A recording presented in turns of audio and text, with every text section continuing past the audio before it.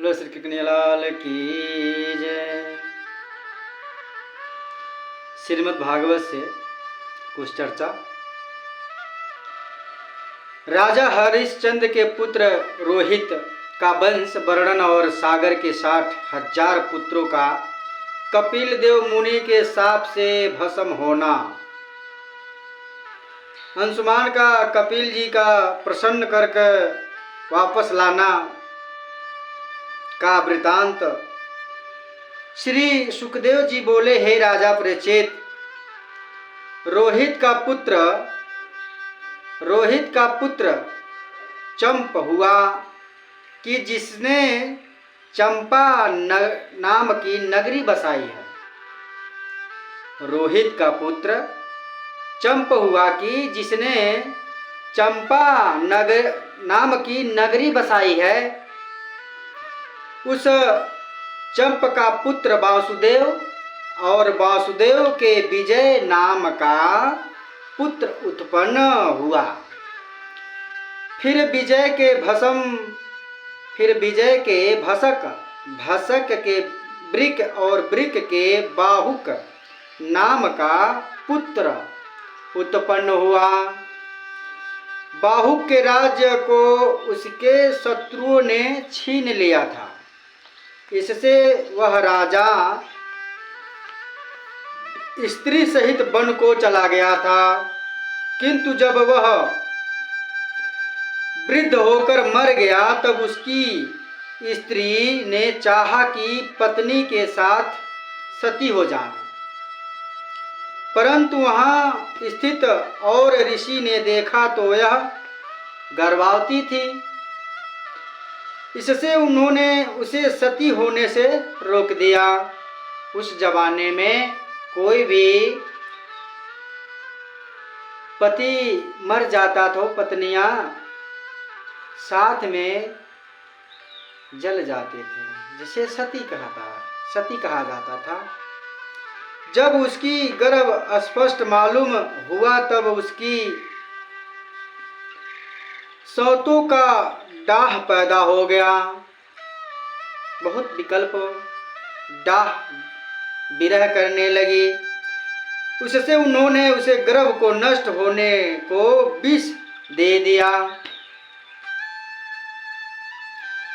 परंतु भगवान का दया, उसने उस गर्भ को नष्ट करना चाहा, लेकिन प्रभु की माया, गर्भ नष्ट नहीं हुआ और पुत्र उत्पन्न होने पर वह विष ज्यों का त्यों बाहर निकल आया।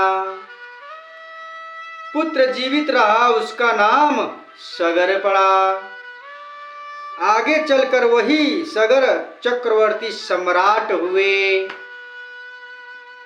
उन्हीं के पुत्र ने समुद्र को खाकर सागर इस नाम को सार्थक किया। सम्राट के पुत्र, उन्हीं के पुत्र ने समुद्र को पूरा पानी पी गए थे। उन्हीं का सागर इस नाम का समर्थक किया। एक समय उन्होंने एक बहुत बड़े यज्ञ का आयोजन किया। उसमें घोड़ा छोड़ा गया। उस घोड़े को इंद्र ने हर लिया, इंद्र भगवान ने हर लिया। तब पिता की आज्ञा मानने वाले रानी सुनुति के पुत्र ने उस घोड़े की खोज की। बहुत खोजने पर भी घोड़ा न मिला। तब वे सब पुत्र घोड़े की खोज में घोड़े की खोज में पृथ्वी को खोदने लगे। खोदते खोदते उन्होंने पाताल तक पृथ्वी को खोद डाला।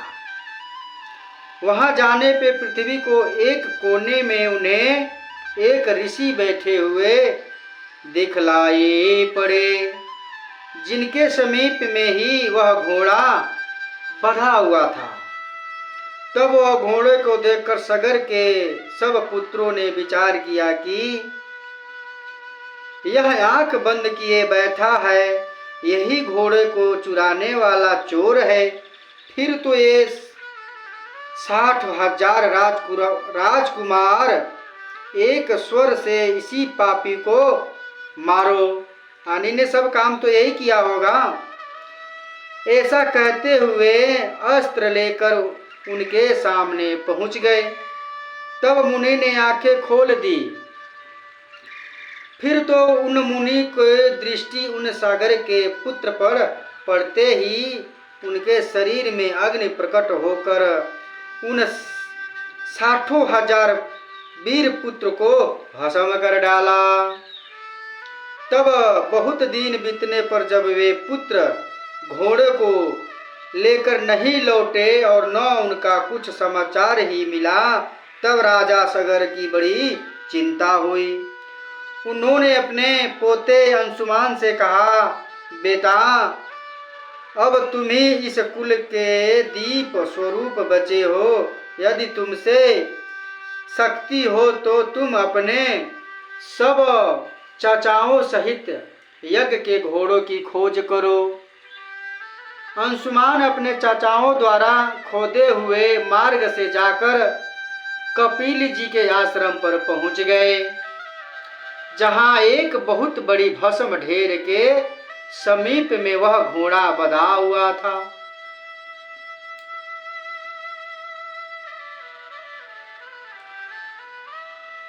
घोड़ा बंधा हुआ था। उसके पास ही में कपिल जी बैठे हुए अपने तन पे अपने तप में लीन थे। तब विष्णु जी के अवतार रूप कपिल मुनि को बैठ देखकर राजकुमार अंशुमान ने उन्हें हाथ जोड़कर प्रणाम किया और बहुत प्रकार से स्तुति कर उन्हें प्रसन्न किया। तब कपिल मुनि ने कहा, देवता, मैं तुम्हारी नम्रता देखकर बहुत प्रसन्न हुआ। अब तुम इस घोड़े को ले जाओ, यह तुम्हारे दादा सगर के यज्ञ का पशु है। इसके बिना उनका यज्ञ रुका हुआ है। साथ ही वह भी जान लो कि यहाँ जो पड़ी हुई राख की ढेर देख रहे हो, यह तुम्हारे 60,000 चाचे भस्म हो गए हैं। यह उन्हीं की राख है। उन्हें गंगा जल देना उचित है, दूसरा जल नहीं है। जब कपिल जी ने इस प्रकार कहा, तब अंशुमान ने उनकी परिक्रमा की और उन्हें सिर से प्रणाम कर घोड़े के साथ ले अपने दादा सगर के पास आए।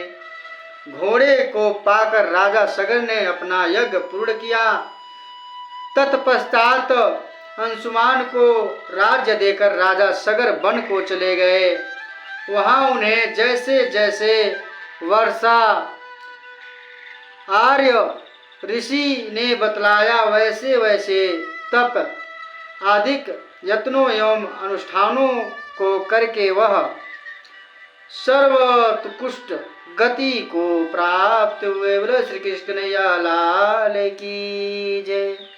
ये रहा राजा हरिश्चंद्र के पुत्र रोहित जी का वंश का वर्णन। बोले श्री कृष्ण कन्हैया लाल की जय।